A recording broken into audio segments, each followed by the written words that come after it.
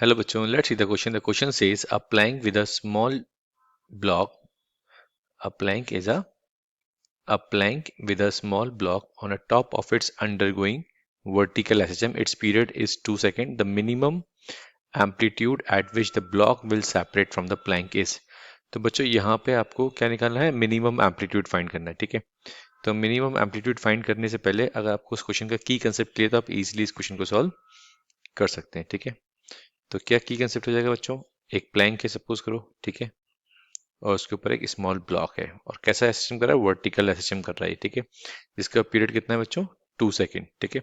और आपको क्या निकालना है? एम्पलीट्यूड फाइंड करना है। You have to find amplitude. तो की कंसेप्ट होना चाहिए बच्चों यहाँ पे आपका, जो यहाँ पर the block will separate from the plank if the maximum acceleration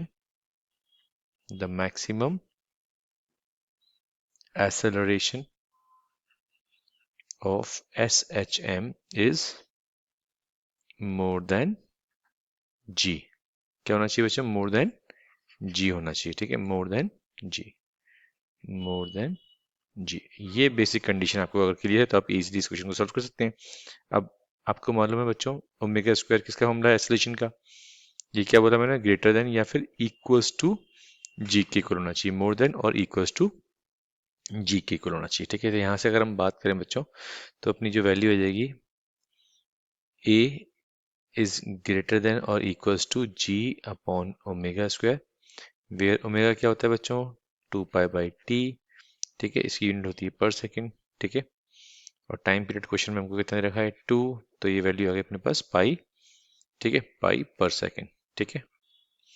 तो यहाँ पे हम वैल्यू पुट कर सकते हैं A is greater than equals to g upon omega square. Omega की वैल्यू पाई आई है तो ये जाएगा पाई स्क्वायर। तो एम्पलीट्यूड कितना आ गया बच्चों? Minimum amplitude greater than equals to 10/पाई स्क्वायर, ठीक है।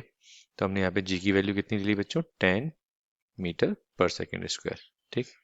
तो ये हमारे पास आ गया एम्पलीट्यूड। तो फर्स्ट ऑप्शन आ रहा है 10/पाई स्क्वायर। तो फर्स्ट ऑप्शन ये हमारा बच्चों करेक्ट हो गया। Second is incorrect, third is also incorrect, fourth is also incorrect. So the correct option of this question is first. So the correct option is A. I hope you understood well. Best of luck बच्चों।